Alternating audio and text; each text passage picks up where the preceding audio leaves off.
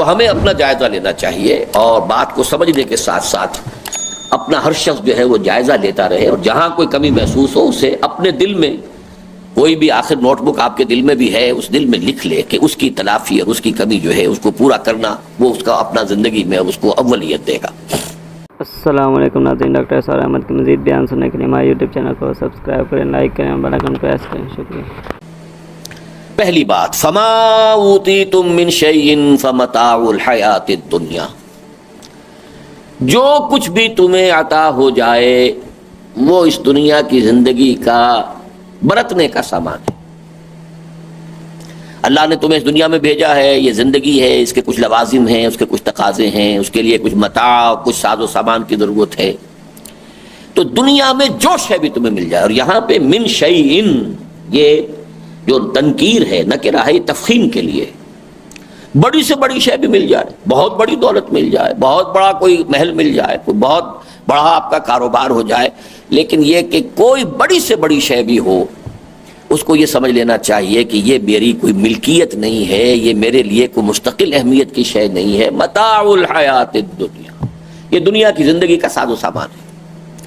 یعنی یہ نقطہ نظر اگر راسخ نہیں ہو گیا ہے، اگر ان چیزوں کی اہمیت نگاہوں کے اندر کھبی ہوئی ہے، اگر ان چیزوں کی قدر و قیمت دل کے اندر راسخ ہے، تو پھر پہلا قدم بھی اس راستے میں نہیں اٹھے گا، یا اٹھا دیا ہے تو گاڑی نوکنگ کرتی رہے گی، آدمی چلنا چاہے گا چل نہیں پائے گا، اس لیے کہ بیڑی تو پڑی ہوئی ہے۔ دنیا کی عظمت، دنیا کی اہمیت، دنیا کی توقیر، مظاہر دولت، اگر ان کی کوئی بھی اہمیت نگاہ کے اندر ہے تو پھر اس راستے پر چل نہیں پاؤ گے۔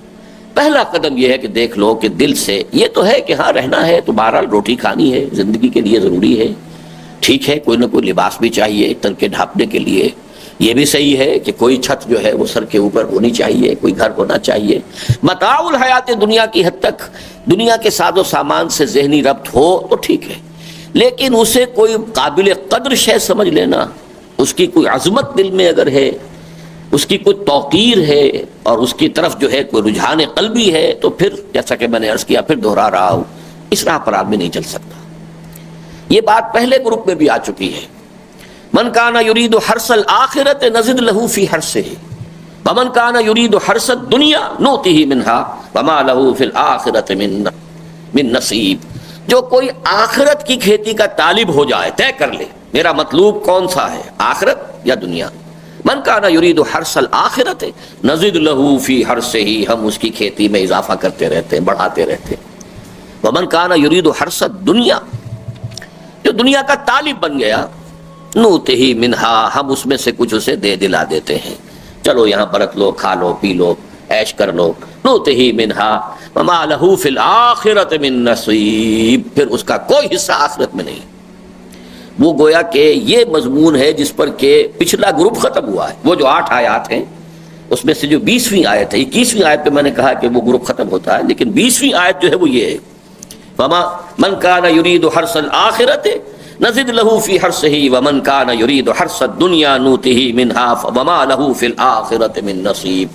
اسی سے یہاں مضمون شروع کیا گیا کہ جو بھی وہ جو کہتے ہیں کہ شرط اول قدم اینست کے مجنون باشی، در رہے منزل لیلا کے خطر ہاست بسے، لیلا کی منزل جو ہے اس میں بڑے بڑے خطرات ہیں، تو شرط اول قدم اینست کے مجنون باشی، پہلا قدم اس میں رکھنے کے لیے بھی شرط لازم یہ ہے کہ آدمی مجنون ہو چکا ہو۔ تو اسی طریقے سے سمجھیے کہ اس وادی میں پہلا قدم اس طریقے سے رکھا جائے گا کہ دنیا و ما فیہا، اس کی کوئی قدر دل میں نہ رہ جائے۔ برتنے کی چیزیں برتو، استعمال کرو، قدر نہ ہو اس کی کوئی عظمت نہ ہو قلب کے اندر، اس کا کوئی وقار نہ ہو دل کے اندر، اس سے خالی کر کے اپنے دل کو پھر اس وادی میں قدم رکھا جائے۔ یا رکھ چکے ہیں اور معلوم ہو کہ نہیں ان چیزوں کی تو اہمیت ہے، اور دل جو ہے کشش محسوس کرتا ہے ان چیزوں کی طرف، تو پھر یہ کہ پہلا کام یہ کہ ذرا اس کو صاف کرو، پاک کرو۔ فما اوتیتم من شیء فمتاع الحیات الدنیا وما عند اللہ خیر وابقى للذین آمنوا وعلی ربہم یتوکلون۔ جو کچھ اللہ کے پاس ہے وہ کہیں بہتر ہے اور باقی رہنے والا ہے، یہ تو کچھ بھی نہیں، دنیا و مافیہا کی اگر اللہ کی نگاہ میں وقت ایک مچھر کے پر کے برابر ہوتی تو حدیث نبوی کے الفاظ یہ ہیں کہ اللہ کسی کافر کو یہاں سے ایک گھونٹ پانی بھی نہ دیتا. اس کل دنیا و مافیہا کی اللہ کی نگاہ میں قدر ایک مچھر کے پر کے برابر نہیں. اب اگر آپ کے نقطۂ نظر پر، آپ کی سوچ پر، آپ کی نفسیات پر، آپ کی حسیات پر اگر ایمان کا غلبہ ہو چکا ہو تو اسی کیفیت کا عکس جو ہے آپ کے اندر پیدا ہونا ضروری ہے. اس کی کوئی حیثیت نہ رہ جائے. ہاں جو اللہ کے پاس ہے وما عند اللہ خیر وابقا، وہ بہت بہتر ہے اور باقی رہنے والا ہے. للذین آمنوا وعلی ربہم یتوکلون، کن کے لیے جو حقیقتاً ایمان رکھتے ہو. آخرت کو مان لینا اور ہے اور آخرت پر یقین ہونا اور ہے. آخرت کو مان لینا تو اس انداز میں بھی ہوتا ہے کہ یہ تصور ذہن میں ہو کتاب زندگی تو یہ ہے جو ہماری اس وقت جس میں سے ہم گزر رہے ہیں، ہاں اس کا ایک ضمیمہ اور ہے اور وہ آخرت کی زندگی. اقرار تو ہو گیا لیکن اس کی ریشیو پروپورشن کیا ہے؟ جیسے ضمیمہ ہوتا ہے کتاب کے آخر میں اپینڈکس ہوتا ہے. اس کے برعکس ہونا کیا چاہیے کہ کتاب زندگی تو کھلے گی، اصل میں شروع ہوگی موت کے بعد. یہ تو ایک دیباچہ اور مقدمہ ہے، اس کے سوا کچھ نہیں. کم سے کم یہ نسبت، حالانکہ دیباچے اور مقدمے کی بھی کوئی نہ کوئی نسبت ہوتی ہے کتاب کے ساتھ. کتاب 1000 صفحے کی ہو اور دیباچہ 10 صفحے کا ہو تب بھی 1 اور 100 کی نسبت ہی ہوئی نا. لیکن اس دنیا کی زندگی اور آخرت کی زندگی میں تو کوئی نسبت و تناسب ہی نہیں. فائنائٹ زندگی اور وہ انفائنائٹ زندگی، فائنائٹ اور انفائنائٹ میں تو کوئی نسبت و تناسب ہے ہی نہیں. تو والذین آمنوا، الذین آمنوا یہ ان کے لیے ہے جن کے اندر یہ یقین جو ہے سرایت کر گیا ہو اور ایمان کا ایک اور تقاضا وعلی ربہم یتوکلون، توکل اللہ پر ہو، اپنے رب پر توکل. وسائل و ذرائع پر توکل نہ، وہ بھی استعمال کی چیزیں ہیں، استعمال کرو.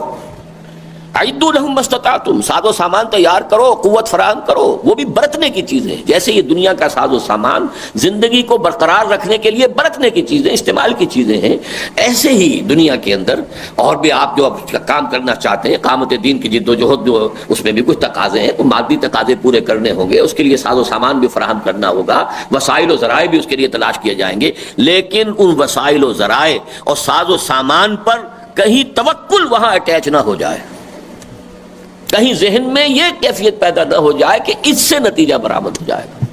نتیجے کا کوئی تعلق ساز و سامان سے اور وسائل و ذرائع سے نہیں. کم من فئۃ قلیلۃ غلبت فئۃ کثیرۃ باذن اللہ. یہ تمام اسباب و وسائل اور ذرائع یہ اللہ کے اذن کے پابند ہیں.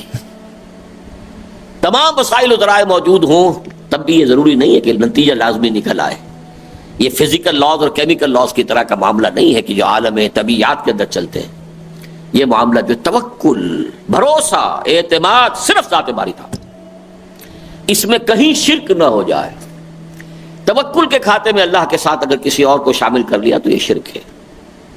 چنانچہ تورات کی تعلیم کا تو لب لباب یہ بیان کیا گیا. وآتینا موسیٰ الکتاب وجعلناہ ھدی لبنی اسرائیل اللہ تتخذوا من دونی وکیلا. تورات کی پوری تعلیم کا خلاصہ جو ہے جو دیا گیا اس آیت کے اندر، میرے سوا کسی اور کو اپنا کارساز نہ سمجھ لینا. تو وعلی ربہم یتوکلون. تو دوسرا وصف ہمارے سامنے یہ آیا کہ وسائل و ذرائع کا استعمال ہوگا، جیسے زندگی کے لوازم کو بھی جو اس کی ضرورتیں ہیں اس کے لیے فراہمی کی جائے گی اور اس کو برتا جائے گا، لیکن اس کی قدر نہ ہو نگاہ میں. اسی طریقے سے دنیاوی وسائل و ذرائع جو ہیں کسی بھی جد و جہد کی کامیابی کے لیے امکانی حد تک ان کی تحصیل اور ان کو حاصل کرنے کی کوشش کرنا اپنی جگہ ہے، ضروری ہے، لازم ہے. اعدوا لہم ما استطعتم، لیکن بھروسہ ان پر نہیں. وَيَوْمَ حُنَيْنٍ إِذْ أَعْجَبَتْكُمْ كَثْرَتُكُمْ، یاد کرو اس حنین کو دن کو جب کو تمہیں اپنی کثرت پر گھمنڈ ہو گیا تھا. 12,000 ہیں آج ہمیں کون شکست دے سکتا ہے. اور حوازن کے تیر اندازوں کی طرف سے تیروں کی بوچھاڑ آئی ہے اور بگدڑ بچ گئی، پورا لشکر تتر بتر. بعض روایات میں تو آتا 30 صحابہ حضور کے ساتھ رہ گئے. یہ شبلی نعمانی نے تو 30 لکھا ہے، لیکن یہ کہ ان کے شاگرد سید سلیمان ندوی نے پھر حاشیے میں دیا کہ نہیں، جو صحیح تر روایات ہیں ان کی روح سے 300-400 آدمی رہ گئے تھے. لیکن 12,000 میں سے 300-400 بھی رہ جانا جو ہے وہ تو معلوم ہوا کہ عام بھگدڑ بچ چکے تھے. جب حضور کو پھر نیچے اترنا پڑا ہے اپنی سواری سے، عالم آپ نے ہاتھ میں خود لیا ہے، رجز پڑھا ہے زندگی میں پہلی مرتبہ، انا النبی لا کذب انا ابن عبد المطلب، میں نبی ہوں اور اس میں کوئی جھوٹ نہیں. یہ 12,000 میرے ساتھ کھڑے رہے تب بھی نبی ہوں اور کوئی ایک ساتھ نہ دے تب بھی نبی ہوں. اور یہ ہے عبد المطلب کا بیٹا، ہے تو پوتا حقیقت میں، لیکن یہ تو عربی قاعدے کے اعتبار سے، کیونکہ ان کے والد ماجد جو تھے عبداللہ، ان کی تو کوئی زندگی کا کوئی خاص اہم معاملہ تھا نہیں، تو دادا کی طرف نسبت دی ہے اپنے آپ کو، انا ابن عبد المطلب، میں عبد المطلب کا بیٹا یہاں کھڑا۔ تو توکل جو ہے ذات باری پر۔ آگے چلیے اب، والذین یجتنبون کبائر الاسم والفواحش واذا ما غضبوا هم یغفرون۔ دو اوصاف آئے پہلی آیت میں، دو ہی آ رہے ہیں دوسری آیت۔ وہ لوگ کہ جو اجتناب کرتے ہیں، اپنے دامن کو بچائے رکھتے ہیں بڑے بڑے گناہوں سے اور بے حیائی کے کاموں سے، اور جب ان کو غصہ آ جاتا ہے تو ڈھانپ لیتے ہیں یا بخش دیتے ہیں، کہ میں بعد میں اس کی وضاحت کر دوں گا، دونوں ترجمے اس کے صحیح ہیں۔ پہلی بات کیا ہے؟ الذین یجتنبون کبائر الاسم۔ اب ذرا نوٹ کیجئے اس میں کہ اصل رجحان قرآن کا کیا ہے۔ ایک وہ مزاج ہوتا ہے جو مچھر چھانتا رہتا ہے، باریکیوں کے اندر پڑا ہوا ہے۔ یہ مچھر چھاننے والے جو ہوتے ہیں یہ اکثر و بیشتر سموچے اونٹ نگل جاتے ہیں، مچھر چھانتے رہتے ہیں۔ یہ بائبل کے الفاظ ہیں جو حضرت مسیح علیہ السلام نے ان کے زمانے کے جو یہود کی علماء کی قیادت تھی ان پر تنقید کرتے ہوئے کہا ہے، الفاظ فرمائے، تم لوگ مچھر چھانتے رہتے اور سموچے اونٹ نگل جاتے۔ بڑے بڑے گناہ ہضم ہو رہے ہیں، چھوٹے چھوٹوں پر جو ہیں وہ مناظرے ہو رہے ہیں اور اس پہ اکھاڑے بنے ہوئے ہیں، اس پر جو ہے ایک دوسرے کی تکفیر ہو رہی ہے۔ چھوٹی چیزوں کی اہمیت اور بڑی چیزوں کی طرف سے تغافل، یہ ہے بیمار مذہبی ذہنیت۔ اور ہماری اس امت کی بیماری کا کیا ٹھکانہ ہے؟ کتنی مزمن بیمار ہے یہ امت، کتنی پرانی ہے، کتنا زمانہ گزر گیا ہے، لہذا اس کے اندر یہ بیماری شدت کے ساتھ ہے۔ تقویٰ کے مظاہر میں بھی وہی باریک باریک چیزیں، ان کے اوپر نگاہ بھی ہے، ان پر ایک دوسرے کو کی گرفت بھی ہے، ایک دوسرے سے گفتگو بھی ہے، اس پر پھر مورچے بھی ہیں، اس پر پھر جھگڑے بھی ہیں۔ سود تم بھی کھاؤ ہم بھی کھائیں گے، سودی کاروبار تم بھی کرو ہم بھی کریں گے، ہم تمہیں کچھ نہیں کہتے تم ہمیں کچھ نہ کہو۔ سارا جھگڑا جو ہو جائے گا ہو جائے گا، اوہو اس نے کھڑے ہوئے پانی پی لیا، چاہے وہ پانی اس غریب نے پیا نہیں، وہ صرف حلق اپنا تر کر رہا تھا کہ تقریر کرتے کرتے جو ہے اس کا گلا جو ہے خشک ہو گیا ہے، وہ پانی پینا اس معنی میں نہیں ہے، لیکن قیامت آ گئی، کھڑے ہوئے پانی پی۔ یہ جو ہمارے ہاں تصور ہے، اسی طریقے سے مثبت اعتبار سے بھی وہ چھوٹی چھوٹی چیزیں جو ہیں وہ سنت عادت ہیں یا اور چیزیں ہیں، کھانے پینے کے معاملات میں ہیں، اب ان کے اوپر جو ہے مورچے لگے ہوئے ہیں، ان کی پوری تاکید ہو رہی ہے، تلقین ہو رہی ہے، اس کی تربیت ہو رہی ہے، اس کے اوپر جو ہے پوری طریقے سے لوگوں کو راسخ کیا جا رہا ہے، لیکن باقی اپنے کاروبار، اپنی زندگی، اپنی معاشرت، اس کی بڑی بڑی سموچی چیزیں جو ہیں، سموچے اونٹ وہ نکلے جا رہے ہیں۔ قرآن کا یہ ہے عجیب، اور نوٹ کیجئے 3 جگہ پر یہ لفظ آیا ہے، ایک جگہ نہیں۔ سورہ نساء کی آیت نمبر 31 میں فرمایا، ان تجتنبوا کبائر ما تنہون عنہ نکفر عنکم سیئاتکم وندخلکم مدخلا کریما۔ اگر تم ان بڑی بڑی باتوں کو چھوڑ دو گے جن سے تمہیں روکا جا رہا ہے، تو چھوٹی چھوٹی چیزیں ہم دور کر دیں گے، نکفر عنکم سیئات۔ اللہ کا انداز یہ ہے، ان تجتنبوا کبائر ما تنہون عنہ۔ اب جن چیزوں سے منع کیا جا رہا ہے ان میں بڑی بھی ہیں چھوٹی بھی ہیں۔ اچھا بڑی چھوڑ دو تم، چھوٹی کا ہم جو ہے وہ کچھ حساب کتاب بھی نرم لے لیں گے یا خود بخود دھلتی چلی جائیں گی وہ۔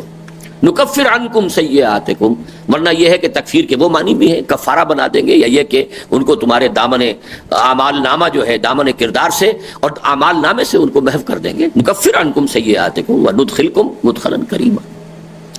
اسی طرح اسی انداز میں سورۃ النجم میں فرمایا، والذین یجتنبون کبائر الاسم والفواحش الا اللمم، وہ لوگ جو بڑے بڑے گناہوں سے بچے رہتے ہیں۔ ہاں فحش کا لفظ جو ہے وہ پورا کا پورا، یہ تو اصل میں یوں سمجھیے کہ چونکہ جیسے حدیث میں آتا ہے الحیاء شعبۃ من الایمان، بلکہ الحیاء کلہ من الایمان، حیا کل کا کل ایمان ہے۔ تو یہ حیا کا مسئلہ تو ایسا ہے کہ اس میں تو وہ یہ نہیں کہا بڑی بڑی بے حیائیوں سے بچے، حیا کو تو یوں سمجھیے کہ کل کے طور پر لیا ہے، بل فواحش، تمام جو بھی فحش چیزیں ہیں ان سے بچنا، لیکن گناہوں میں کبیرہ گناہ۔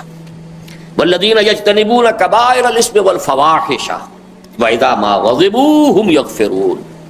اب اس میں اندازہ ہو گیا کہ ایسے وہ نہیں ہوتے کہ ان میں غصہ انہیں آتا ہی نہ ہو، یہ نہیں ہے۔ غصہ بھی فطرت انسانی میں اللہ نے رکھا ہوا ہے، کوئی چیز آپ کو ناپسند ہے، آپ پر آپ کے دل میں اس کے خلاف ایک رد عمل پیدا ہوگا، اور جس درجے شدت کے ساتھ ناپسندیدگی ہوگی اتنا ہی پھر وہ شدید رد عمل بھی ہوگا۔ اسی طریقے سے اگر کسی نے آپ پر زیادتی کی ہے تو آپ کے اندر اس کے خلاف ایک غصہ پیدا ہوگا۔ تو غصے کا پیدا ہونا بری شے نہیں ہے، بلکہ جیسے کہ حدیث میں آتا ہے ایک شخص وہ ہے جسے غصہ جلدی آتا ہے جلدی چلا بھی جاتا ہے، ایک وہ ہے جو آتا دیر میں ہے تو جاتا بھی دیر میں، چلو یہ دونوں برابر ہوئے۔ ایک وہ شخص ہے کہ جس کو غصہ آتا دیر میں ہے جاتا جلدی ہے، یہ سب سے اچھا آدمی، آتا دیر میں جاتا جلدی ہے۔ اور ایک وہ بدبخت ہے کہ آتا جلدی ہے جاتا ہے نہیں، جاتے بھی دیر لگاتا ہے، ڈیرا لگا کے بیٹھ جاتا ہے، تو یہ بدترین مثال ہے۔ تو غصہ فی نفس سے ہی اپنی جگہ پر فطرت انسانی کا ایک رد عمل ہے، لیکن وَإِذَا مَا غَضِبُوا، جب انہیں غصہ آتا ہے تو ان کا طرز عمل کیا ہوتا ہے؟ ہم یغفرون۔ اب یغفرون کا ایک اصطلاحی معنی ہے معاف کر دینا، یعنی وہ معاف کر دیتے ہیں، لیکن اس کا جو اصل لغوی مفہوم ہے ڈھانپ لینا۔ مغفر کہتے ہیں جو خود ہوتا ہے، سر کے اوپر رکھا جاتا تاکہ تلوار کا وار آئے تو اس خود کے اوپر وہ رک جائے، تو یہ اس غصے کو تھام لینا یا غصے کو چھپا لینا، یا جس کے لیے سورہ آل عمران میں بہترین الفاظ آئے ہیں، غصے کو پی جانا۔ والکاظمین الغیظ والعافین عن الناس، اب وہاں اس کا منطقی نتیجہ بھی بیان کر دیا، غصے کو پی جانے والے اور لوگوں کو معاف کر دینے والے۔ یہ ایسا یہاں گویا کہ اس لفظ کے اندر دونوں چیزیں آ گئیں، وَإِذَا مَا غَضِبُوا هُمْ يَغْفِرُونَ۔ جب غصے کا طوفان ان کے اندر اٹھتا ہے وہ اس کے اوپر وہ خود رکھ دیتے ہیں، وہ سرپوش جسے کہتے ہیں، اس کے اوپر وہ آگ بھڑکنے لگی تھی، وہ سرپوش رکھ دیا اس کے اوپر، تو اسے ڈھانپ دیا، اسے روک لیا، اسے چھپا لیا، اسے اندر ہی اندر پی لیا، اور یہ کہ ان کو معاف کر دیا جس کے بھی طرز عمل سے وہ غصہ پیدا ہوا ہے۔ تیسری آیت جو ہے اس میں گمبھیر ترین آیت ہے، اس میں ایک آیت میں اب 4 چیزیں آ رہی ہیں، اب تک کی ایک ایک آیت میں 2 چیزیں تھیں۔ والذین استجابوا لربہم، اور وہ لوگ جنہوں نے اپنے رب کی پکار پر لبیک کہا۔ اب دیکھیے اس کو اگر آپ عام رکھیں گے تو قرآن میں جو بھی اوامر آئے ہیں ان سب کے اوپر لبیک کہنی ہے، وہ اس کے اندر شامل ہو جائیں گے۔ اقیم الصلاۃ، اس کو استجابت کیا ہوگی کہ ہم نماز قائم کریں۔ روزے رکھو، اس کی استجابت کیا ہوگی کہ ہم روزہ رکھیں۔ جہاد ہے، اس کے لیے استجابت کیا ہوگی؟ جاہدوا فی سبیل اللہ ہے تو جہاد کریں۔ وہ تو پھر سارے اوامر و نواہی آ جائیں گے، اس کے اندر پورا دین کے سارے تقاضے آ جائیں گے، لیکن یہاں جو ہے کانٹیکسٹ میں دیکھنا چاہیے۔ کانٹیکسٹ یہ ہے کہ اس پوری صورت میں اس آیت سے پہلے تک، بلکہ غالباً آخر تک بھی صرف ایک امر آیا ہے جمع کے صیغے میں اور ایک نہیں آئی ہے جمع کے صیغے میں، اور وہ امر کیا ہے؟ ان اقیم الدین، دین کو قائم کرو۔ اس کے سوا اس پوری صورت کے اندر جمع کے صیغے میں کوئی امر نہیں، اور اس پوری صورت میں جمع کے صیغے میں کوئی نہیں ہے سوائے اس کے ولا تتفرقوا فیہ۔ یہ اصل میں تتفرقوا نہیں ہے، تتفرقوا فیہ۔ ایک تو تتفرقوا اپنی جگہ پر ہے، تفرقے میں مت پڑو، یہاں یہ کہ اس دین کے معاملے میں متفرق نہ ہو جاؤ۔ تمہارے اندر اختلاف ہو سکتے ہیں، تفصیلی احکام میں اختلاف ہو سکتے ہیں، رفع یدین ہے نہیں ہے اختلاف ہو سکتا ہے، دین کے معاملے میں اختلاف نہ ہو۔ دین اور اقامت دین، دین تو ایک شے ہے۔ دین تو یہ ہے کہ کل نظام زندگی پر اللہ تعالیٰ کی حاکمیت قائم ہو جائے۔ دین تو یہ ہے کہ پورے نظام زندگی پر کتاب و سنت کی بالادستی جو ہے نافذ ہو جائے، یہ دین ہے۔ ان اقیم الدین، دین کو قائم کرو۔ ولا تتفرقوا فیہ، اس میں تفرق نہیں ہونا چاہیے، اس میں تفرقہ نہ ہو، نہ دین میں تفرقہ ہو اور نہ اقامت دین کا، اس میں کوئی اختلاف ہو۔ یہ جو کہ چونکہ صرف ایک آیا لہذا یہاں پر ہم یہ سمجھیں گے کہ اس سے مراد کیا ہے؟ وہ لوگ جو اقامت دین کی جو پکار ہے اللہ کی اس پر لبیک کہتے ہیں۔ والذین استجابوا لربہم۔ ویسے ان 9 آیات میں پھر امر کے صیغے آئے ہیں واحد کے لیے، وہاں مخاطب ہے محمد رسول اللہ۔ فلذالک فادع واستقم کما امرت ولا تتبع اهواهم وقل آمنت بما انزل الله من کتاب وامرت لاعدل بینکم۔ اب یہ سارے صیغے جو ہیں واحد کے صیغے ہیں، اس میں خطاب ہے ذاتی طور پر محمد رسول اللہ صلی اللہ علیہ وسلم سے، لیکن میں نے جو آپ کو بتایا کہ اس میں جمع کے صیغے سے ایک ہی امر آیا ان اقیم الدین، اور ایک ہی نہیں آئی ولا تتفرقوا فیہ، تو یہاں اس سے مراد کیا ہوگی؟ والذین استجابوا لربہم، وہ لوگ کہ جنہوں نے اپنے رب کی پکار پر لبیک کہا، نکل آئے، کمر کس لی، عزم کر لیا، ہمت کر لی، ارادہ کر لیا۔ وَأَقَامُوا الصَّلَاةَ، اور نماز قائم کی۔ اب دیکھیے نوٹ کیجئے، چونکہ یہاں اقامت دین کی جد و جہد کی بات ہو رہی ہے، ایک ہے ذاتی تقرب اللہ، ذاتی سطح پر تقرب اللہ کے لیے سب سے بڑی اہمیت رات کی نماز کی ہے، جیسے کہ ہم نے دیکھا سورہ فرقان کے آخری رکوع میں والذین یبیتون لربہم سجدا وقیاما، جیسے کہ حضور کو ابتدا میں جو ہے حکم ہوا قم اللیل الا قلیلا۔ اس اعتبار سے اہم ترین رات کی نماز. اقامت دین کا جب معاملہ آئے گا تو اس میں اقامت الصلاۃ کی اہمیت ہے، اس لیے کہ اقامت دین بھی جب ہوگی تو اس کا پہلا کام کیا ہوگا؟ الذین امکناہم فی الارض اقاموا الصلاۃ وآتوا الزکاۃ وامروا بالمعروف ونہوا عن المنکر. وہ لوگ کہ جنہیں اگر ہم زمین میں تمکن عطا کر دیں، غلبہ عطا کر دیں، اختیار دے دیں تو وہ نماز قائم کریں گے، زکوٰۃ ادا کریں گے اور نیکیوں کا حکم دیں گے، بدی سے روکیں گے. یہ چارٹر ہے اللہ کا، یہ مینیفیسٹو ہے ایک طریقے سے محمد رسول اللہ کا. اس لیے کہ یہ آیات نازل ہوئی ہیں اثناء سفر ہجرت میں، جبکہ آپ مکے سے مدینے کی طرف جا رہے تھے، اور اب وہ مرحلہ آنے والا تھا جہاں تمکن حاصل ہو رہا ہے مدینے کے اندر محمد رسول اللہ کو. جاتے ہی آپ نے پہلا کام کیا کیا؟ مسجد نبوی کی تعمیر. تو نوٹ کر لیجئے، اسی طریقے سے جو جماعت اس کے لیے قائم ہوگی، اس جماعت میں بھی اصل اہمیت اقامت الصلاۃ کی ہوگی. اس پر جتنا ایمفیسس ہونا چاہیے، اگر اس پر ایمفیسس نہیں ہے اور نوافل پر ایمفیسس ہو گیا ہے تو یہ بات تلپٹ ہو جائے. نوافل یہ کہ اللہ نور علی نور ہے، جتنی اللہ تعالیٰ توفیق دے، جتنا بھی جس کے لیے ممکن ہو وہ کرے، لیکن اصل اہمیت اس جد و جہد میں وہ ہے نماز. یہ جو نظام ہے نماز کا اسے قائم کرنا. والذین استجابوا لربہم واقاموا الصلاۃ وامرہم شوری بینہم، اور ان کا معاملہ ان کے مابین مشاورت سے طے ہوتا ہے.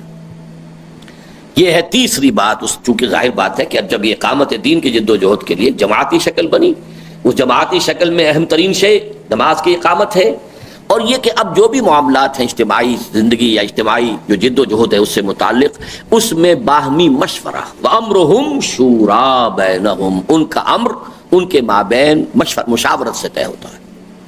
البتہ اس میں پھر فرق آ جائے گا کہ مشاورت کا نظام کیا ہو. ایک مشاورت کا نظام وہ ہے جو آج کی دنیا میں معروف ہے، ادارے معین ہو جاتے ہیں، اسمبلی ہے، اسمبلی میں یہ لوگ الیکٹ ہو کر آ گئے، اب ان کے اندر کاؤنٹنگ آف ووٹ سے ہو جائے گا معاملہ. لیکن ایک مشاورت یہ ہے کہ آپ مشورہ کریں، غور و فکر کریں، سوچیں، ہر ایک کو آزادی ہو، رائے دینے کی آزادی ہو، ہر شخص جو ہے وہ اپنی رائے بغیر کسی بلا خوف لومت لائم پیش کرے، اور اس کے بعد جو شخص انچارج ہے، جو ذمہ دار ہے، جو صاحب امر ہے، وہ فیصلہ کرے.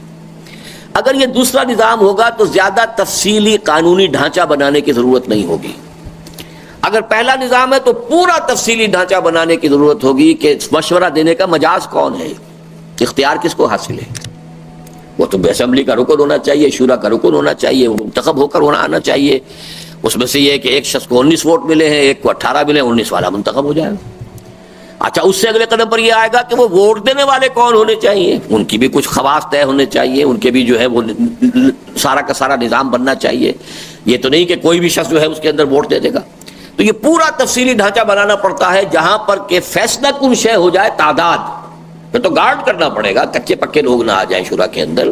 وہ تو پھر یہ کہ کثرت تعداد سے وہ پوری تحریک کو، پورے نظام کو کہیں لے جائیں، دائیں طرف لے جائیں، بائیں طرف لے جائیں. پھر تو گارڈ کرنا پڑے گا. انٹری انٹو دیٹ شورا وہ گارڈڈ ہوگی. اور اگر یہ مسئلہ نہیں ہے تو ایک شخص صاحب امر ہے جس پر آپ کا اعتماد ہے، اب اس کو آپ نے مشورہ دے دیا، اور بھی کوئی بالکل نیو کمر بیٹھا ہوا اس نے بھی رائے دے دی، کیا حرج ہے اس میں؟ کیا پتہ کسی شخص کے دل میں اس وقت اللہ تعالیٰ کوئی ایسی بات ڈال دے جو بڑے سے بڑے شخص کی سمجھ میں نہ آئے، اور کسی شخص کے دل میں اس وقت اللہ ڈال دے. تو اس کو جتنا براڈ رکھ سکتے ہو رکھو، کوئی پابندی نہیں. لیکن یہ کہ پھر فیصلہ جو ہے وہ کاؤنٹنگ آف ووٹ سے نہیں. یہ ہے اصل میں وہ بات کہ جس کے لیے سیرت النبی اس پر گواہ ہے کہ اگرچہ حضور کو بھی حکم ہوا شاورہم فی الامر، آپ ان سے مشورہ کیجئے، اور سیرت النبی میں ہمیں نظر آتا حضور مشورہ کرتے تھے، لیکن کسی مرحلے پر بھی پھر گنتی نہیں ہوئی ہے کہ کتنے لوگوں کی رائے یہ ہے، کتنے لوگوں کی رائے یہ ہے، اور اس کے بعد فیصلہ کیا ہوا. کوئی اس کا امکان نہیں. تو مشورہ اپنی جگہ، لیکن اس مشورے کی روح برقرار رہنی چاہیے. وہ یہ کہ یہ احساس جو ہے ساتھیوں کے اندر برقرار رہے کہ ہمارا امیر جو ہے وہ کوئی اپنی جو ہے وہ ٹوٹلیٹیرین انداز اختیار نہیں کر رہا ہے، کوئی اس طرح کی اس نے شکل اختیار نہیں کر لی ہے کہ بس کسی سے کوئی نہ پوچھنا ہے، نہ کسی سے کوئی مشورہ کرنا ہے، جو من میں آیا کر گزرا. یہ بات نہیں ہونی چاہیے. یہ تاثر اگر ہو گیا تو جماعتی زندگی مجروح ہو جائے گی. یہ تاثر برقرار رہنا چاہیے کہ یہاں مشورہ ہوتا ہے، اور مشورے سے ایسا بھی ہو جانا چاہیے کہ کبھی امیر اپنی رائے کو بدل دے، تاکہ یہ کہ لوگوں کے اندر ایک اعتماد رہے کہ ہمارا امیر ہماری بات سنتا ہے، توجہ کرتا ہے، اور کبھی ایسا بھی ہوتا ہے کہ وہ اپنی رائے بدل لیتا. تو یہ ہوگا، فطری طور پر ہوگا. خود ہمارے یہاں ہوا، کئی مرتبہ ہوا، میں نے اپنی رائے بدلی. اس حوالے سے ایک ہے روح شورا، ایک ہے نظام شورا. ان دونوں کو علیحدہ سمجھیے. تو یہاں جو اصل شے وہ ہے کہ روح شورا، روح مشاورت جو ہے برقرار رہنی چاہیے. والذین استجابوا لربہم واقاموا الصلاۃ وامرہم شوری بینہم. اب یہ تو ہوا گاڑی کے لیے بندوبست ہو گیا کہ آپ نے منزل معین کر لی اقامت دین، اس کے لیے آپ نے جو بھی پہیے ہیں گاڑی کے لیے وہ فرض کیجئے اقامت الصلاۃ سے قائم کر لیے، اندر بیٹھے ہوئے آپ اس کار کے مشورے بھی کر رہے ہیں کہ کس طریقے سے چلنا ہے، لیکن اصل میں تو پیٹرول چاہیے گاڑی کو چلنے کے لیے۔ یہ جد و جہد، اس کے لیے وسائل درکار ہوں گے۔ پیٹرول نہ ہوگا باقی سب کچھ ہے تو کیا ہوگا؟ کھڑے رہیں گے وہی کہ وہیں۔ وَمِمَّا رَزَقْنَاهُمْ يُنْفِقُونَ، اب ہے کہ جو کچھ بھی ہم نے انہیں دیا ہے اس میں سے وہ خرچ کرتے ہیں، اس مقصد کے لیے خرچ کرتے ہیں، اقامت دین کی جد و جہد کے لیے خرچ کرتے ہیں، زیادہ سے زیادہ دیتے ہیں۔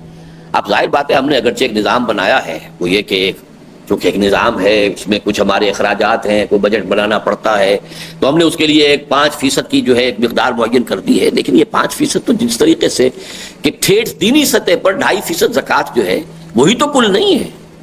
حضور نے فرمایا ان فی المال لحقا سوى الزکوٰۃ، مال میں زکوٰۃ کے علاوہ بھی بہت سا حق ہے، اور اس میں آپ نے کوٹ کی آیت البر، ہمارے منتخب نصاب کا درس دو، وآتى المال على حبه ذوي القربى واليتامى والمساكين وابن السبيل والسائلين وفي الرقاب وأقام الصلاة وآتى الزكاة۔ زکوٰۃ کا تو تذکرہ بعد میں ہو رہا ہے، یہ ابتدا میں جو ہے وآتى المال على حبه ذوي القربى واليتامى والمساكين وابن السبيل والسائلين وفي الرقاب، یہ اضافی ہے، چونکہ حضور نے اس آیت کو اپنے اس قول کے دلیل کے طور پر پیش فرمایا کہ ان فی المال لحقا سوى الزکاة۔ اسی طریقے سمجھیے کہ زکوٰۃ یہ تو آپ کے غرباء اور مساکین کا حق ہے جو آپ کو نکالنا ہے، اور اس میں بھی ترغیب یہ کہ زیادہ نکالو، صرف 2.5% نہیں اور مزید نکالو۔ دوسرا کھاتا انفاق کا ہے، اللہ کے دین کی جد و جہد، اقامت دین کی جد و جہد، وہ انفاق فی سبیل اللہ ہے۔ ان دونوں کے جو میں نے کئی مرتبہ عرض کیا کہ یہ دو کھاتے بالکل ایک دوسرے سے جدا ہیں۔ پہلے کھاتے کے لیے لفظ صدقہ ہے، زکوٰۃ ہے، لیکن دوسرے کھاتے کے لیے جہاد بالمال، جاہدوا فی سبیل اللہ باموالکم، جہاد بالمال مقدم ہے ہر جگہ پر قرآن مجید میں، اللہ کی کوئی جگہ مستثنا ہو، لیکن عام طور پر جہاد بالمال جو ہے پہلے، وجاہدوا باموالہم وانفسہم فی سبیل اللہ، انما المؤمنون الذین آمنوا باللہ ورسولہ ثم لم یرتابوا وجاہدوا باموالہم وانفسہم فی سبیل اللہ۔ تو جہاد بالمال اور انفاق فی سبیل اللہ، یہ در حقیقت یہ ہے اصطلاح اقامت دین کی جد و جہد میں مال لگانا۔ اب اس کو بھی یوں سمجھیے کہ ہم نے اس کے لیے اپنے رفقا سے 5% کے لگ بھگ جو ہے اس کو ایک قانون کے درجے میں رکھا ہے، لیکن یہ کہ اس کا مطلب تو نہیں کہ اسی کے پر اکتفا کی جائے، اور زیادہ اس میں اور اضافہ کیا جائے۔ وَمِمَّا رَزَقْنَاهُمْ يُنْفِقُونَ، وہ تو جتنا پیٹرول ہوگا اتنی ہی گاڑی جو ہے وہ فاصلہ طے کر سکے گی۔ تو یہ ایک آیت میں 4 صفات آ گئیں، وَالَّذِينَ اسْتَجَابُوا لِرَبِّهِمْ وَأَقَامُوا الصَّلَاةَ وَأَمْرُهُمْ شُورَىٰ بَيْنَهُمْ وَمِمَّا رَزَقْنَاهُمْ يُنْفِقُونَ۔ اب جو باقی جو ہے 5 آیات، یہ ایک بہت ہی اہم موضوع پر ہیں، اور اس میں آپ کو کنٹراسٹ دیکھنا ہوگا کہ اس سے متصلاً قبل سورہ ہے سورہ الف لام میم، سورہ حامیم السجدہ، سورہ حامیم السجدہ جو ہے یا سورہ فصلت بھی اس کا دوسرا نام ہے، اور اس کی بھی آیات ہمارے منتخب نصاب کے حصہ اول کے اندر شامل ہیں۔ ان الذین قالوا ربنا اللہ ثم استقاموا، اور اس میں یہ آیا ہے دعوت کے مرحلے پر، ومن احسن قولا ممن دعا الی اللہ وعمل صالحا وقال اننی من المسلمین ولا تستوی الحسنۃ ولا السیئۃ ادفع بالتی ہی احسن۔ دیکھو بھلائی اور برائی برابر نہیں ہوتے، بھلائی کی اپنی تاثیر ہے، برائی کی اپنی تاثیر ہے۔ اب تمہارے ساتھ کوئی برائی کر رہا ہے، تم بھلائی کرو، اس کا نتیجہ نکلے گا ادفع بالتی ہی احسن فاذا الذی بینک وبینہ عداوۃ کانہ ولی حمیم۔ تو یہ بھی ہو سکتا ہے کہ وہی کہ جس کے اور تمہارے درمیان بڑی دشمنی تھی، وہ تو آپ سے بیر رکھتا تھا، لیکن وہی آپ کا گہرا دوست بن جائے، دلی دوست بن جائے۔ تو یہ ہے طرز عمل جو مرحلہ دعوت پر ضروری ہے، لیکن مرحلہ اقامت پر آ کر بات تھوڑی سی بدلتی ہے۔ اب جماعتی زندگی ہے، اب جد و جہد ہے، یہ دوسری بات ہے کہ ایک مرحلے تک ہاتھ باندھ دیے جائیں، حکم دے دیا جائے کہ آپ ریٹیلیٹ نہیں کریں گے، یہ تو گویا کہ وہ جو انقلابی جد و جہد ہو رہی ہے وہ کس مرحلے میں ہے، اس کا قائد جہاں یا اس کی جو قیادت ہے وہ طے کرے گی۔ لیکن اصولاً اب بات کو بدلا جا رہا ہے کہ نہیں بدلا، کیوں؟ اس جد و جہد کے نتیجے میں جو نظام قائم ہونا اس میں بدلا ہے۔ وَلَكُمْ فِي الْقِصَاصِ حَيَاةٌ يَا أُولِي الْأَلْبَابِ، قصاص میں زندگی ہے ہوش مندو، وہ پورا نظام تو بدلے پر بنے گا۔ اس پورے نظام کے اندر جو ہے وہ تو در حقیقت اساس جو ہے قصاص ہے، یہ عفو پر نہیں ہے معاشرہ۔ عفو سے در حقیقت انفرادی روحانی ترفع تو ہو جاتا ہے، آپ کوئی انتقام لے سکتے تھے اور آپ نے نہیں لیا، معاف کر دیا، آپ کو روحانی طور پر ترقی حاصل ہو جائے گی۔ لیکن معاشرے کے لیے ہو سکتا ہے جسے آپ نے معاف کیا ہے اس کی حوصلہ افزائی ہو جائے، وہ کسی اور پر بھی وہی زیادتی کرے جو اس نے آپ پر کی تھی۔ کسی نے آپ کے تھپڑ مارا، آپ نے جواب میں تھپڑ رسید کر دیا تو اس کے ہوش ٹھکانے آ جائیں گے، اگر آپ نے نہیں کیا ہو سکتا ہے جا کے کسی اور کو مارے۔ اس لیے وَلَكُمْ فِي الْقِصَاصِ حَيَاةٌ يَا أُولِي الْأَلْبَابِ۔ تو اب دیکھیے ایک ہے نظام جو ابھی بننا ہے، اس کے لیے تو جد و جہد ابھی ہو رہی ہے، اقامت دین کی جد و جہد ہے، جس کا ہدف کیا ہے؟ وہ نظام ہے جس میں قصاص اور بدلہ جو ہے وہ در حقیقت اس کے اصل الاصول کے طور پر طے ہے۔ ایک طرف دعوت ہے، دعوت کے اندر بدلے کا سوال نہیں ہے، وہاں تو یہ کہ وہ گالیاں دے رہے ہیں تو آپ دعائیں دیں، وہ پتھر مار رہے ہیں تو آپ پھول پیش کریں، یہ دعوت کا۔ اب یہ ہے اقامت کی جد و جہد کے دوران جب اس مرحلے پر آ جائیں تو اس میں اب آپ کو عجیب نظر آئے گا کہ یہ عفو اور بدلہ یہ اس طریقے سے باہم گتھے ہوئے ہیں کہ ایک طرف بدلہ لینے کو بھی ڈیفینڈ کیا گیا ہے کہ کوئی حرج نہیں اگر بدلہ دیا جائے، لیکن یہ کہ دوسری طرف عفو کی تلقین بھی ہے، چونکہ یہ ان دونوں کے مابین ایک شے ہے۔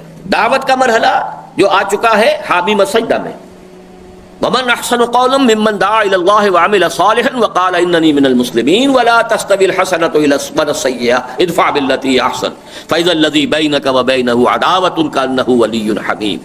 یہ ہے وہ مرحلہ، جانا ہے اقامت دین، نظام جس کے اندر کہ بدلہ اور سزا اور تعزیرات اور حدود، اس کا پورا نظام آنے والا ہے۔ درمیان میں اقامت دین کی جد و جہد جب خاص طور پر ایکٹیو ریزسٹنس کے دور میں آنے والی ہو تو وہ بدلے کا معاملہ، جیسا کہ سورہ بقرہ میں آپ پڑھتے ہیں، اگر یہ لوگ تم سے قتال کرتے ہیں حرم کے حدود میں تم بھی قتال کرو، والحرمات قصاص، حرمات کا بھی قصاص ہے۔ یہ نہیں ہے کہ وہ تو تمہارے اوپر حملہ کر رہے ہیں حرم کے حدود کے اندر یا محترم مہینوں کے اندر اور تم بیٹھے ہوئے ہاتھ نہیں اٹھا سکتے اس لیے کیا کرے، تو یہ تو اشر حرم ہے، یہ نہیں۔ والحرمات قصاص، حرمات کا بھی بدلہ ہے۔ اگر انہوں نے اس مسجد حرام کے حدود کے اندر یا حرم کی حدود کے اندر جو ہے وہ جنگ کی ہے اور قتال کیا ہے اور اگر انہوں نے ان اشر حرم کو پامال کیا ہے تم بھی کرو، بدلہ ہے، ٹٹ فار ٹیٹ، وہ تو نظام آئے گا بعد میں۔ لیکن ان دونوں کے مابین یہ ٹرانزٹری فیز ہے جو ان 5 آیات میں آ رہا ہے۔ اہمیت کتنی ہے دیکھیے کہ اس کے لیے 5 آیات اس ایک مضمون پر بحث کر رہی ہیں۔ والذین اذا اصابہم البغی هم ینتصرون،